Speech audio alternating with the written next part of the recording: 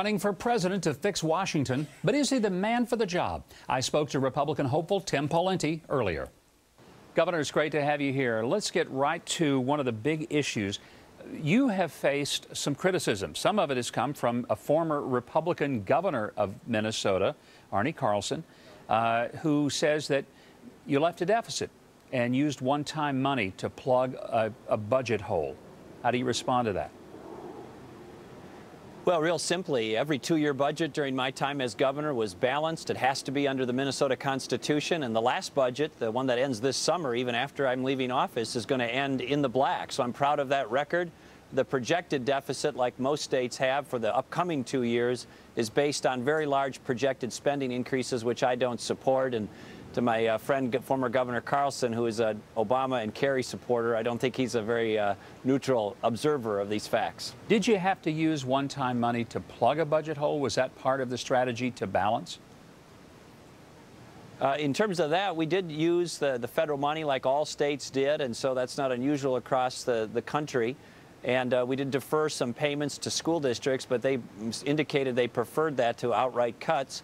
But I also asked, Mike, importantly, on these one-time deferrals, I asked the legislature, the Democratic legislature, to make them permanent. They declined, but now the legislature is in fact doing that. So what I requested them to do last year is going to become true.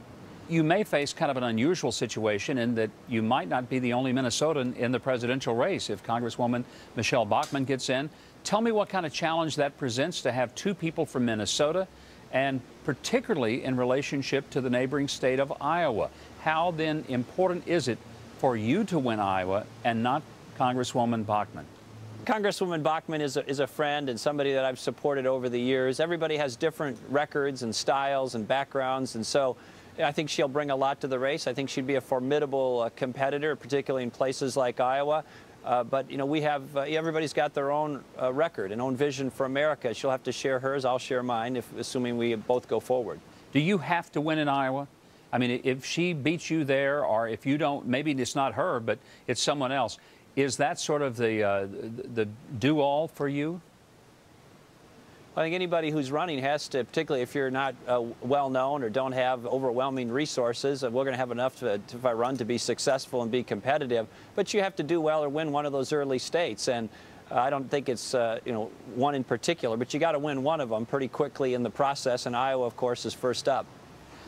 Also, Governor, back 4 years ago, you were a strong backer of Senator McCain, and you campaigned vigorously for him across the country. I believe, frankly, you were his #1 surrogate.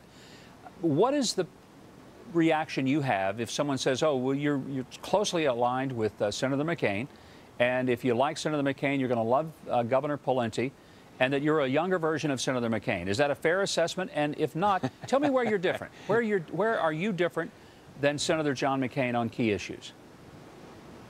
Well, Mike, I'm definitely younger than Senator McCain. I'm getting to the place where I'm not, so you can claim that joyfully. Yeah, well, actually, look, I supported Senator McCain and proudly did so, but everybody's got their own record, and so I campaigned for him, as ultimately you did, and I think our whole party did. So that didn't work for obvious reasons. But in my case, you know, I'm a governor. I've had executive leadership. If you look at the Cato Institute rankings of records, only 4 governors in the country got an A grade from the Cato Institute. That's a tough grading group. The other 3 aren't running for president. So if you look at my record, it's a consistent conservative record of cutting taxes, reforming schools, welfare reform, immigration but where are you reform, different than Senator McCain and the rest? But Governor, where would you say the differences are between you and Senator McCain? Because your opponents are going to use that to say, you know, this is a younger version of John McCain. So how will you respond to that? Well, there's going to be many policy differences. For example, you know, he was somebody who I think supported the TARP approach or the bailout approach. I did not, and there's going to be many of those. So there's to suggest that my issue positions are exactly the same. His just wouldn't be accurate. What about on enhanced interrogation? I know that that's when he has been very vocal in being opposed to. Do you support enhanced interrogation? Do you think it factored into the killing of Osama bin Laden? Well, the news reports pretty clearly indicate that it is likely, or in fact confirmed, that some or all of those techniques led to information that led to the location of Osama bin Laden. I've been a supporter of enhanced interrogation techniques under certain limited circumstances.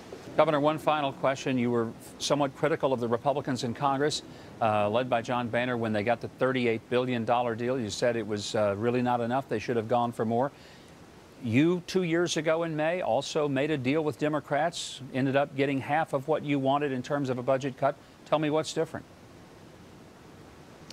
Well, in my case, we got the budget balanced. I balanced the budget for 8 years, like I mentioned before.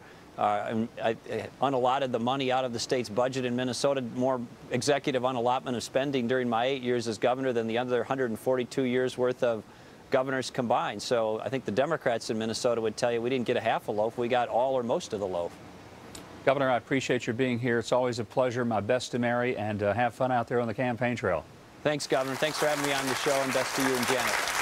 Last year's BP oil spill created hysteria of oil all over the Gulf Coast. But most of the beaches weren't even damaged. But local businesses were, not by the oil, but by unbalanced news coverage.